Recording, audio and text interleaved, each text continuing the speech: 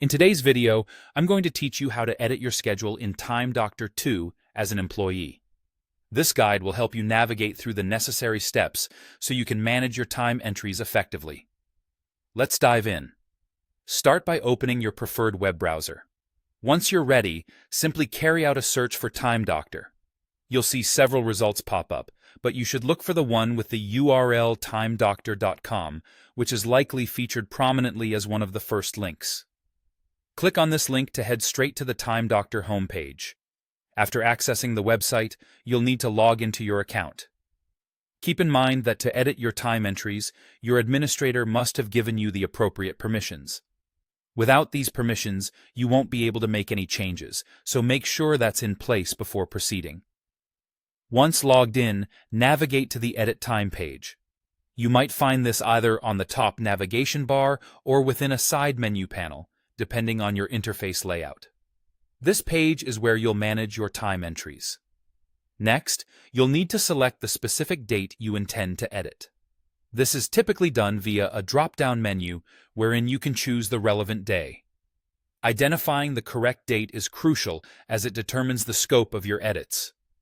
If you need to modify an existing time block, which could be color-coded as green or orange, start by locating the block you wish to adjust. You can do this either by clicking directly on the time block on the timeline or by selecting the Edit icon next to the entry in the detailed area. When you're in edit mode, you will have the option to change the start and end times of your session, align it with the appropriate project, or specify the applicable task. Sometimes, company policy might require you to provide a reason for any edits you make, so be prepared to fill that in if prompted. Alternatively, if you're looking to add manual time for a period that wasn't automatically tracked, you need to identify a gap between your existing time blocks. Click on this gap to add a new entry. This feature is incredibly useful for capturing any work done outside of the tracked sessions. Once you've clicked the gap, follow the simple prompts to select the relevant project and task. Again, if your company settings require it, add a reason for this time entry for transparency and record keeping. After you've made all necessary edits or additions, remember to save your entry.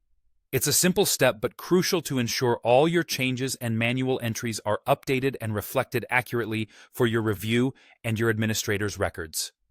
By following these steps, you're able to maintain an accurate, efficient timeline of your work activities, providing a clear reflection of your productivity. Thanks for watching, and happy scheduling!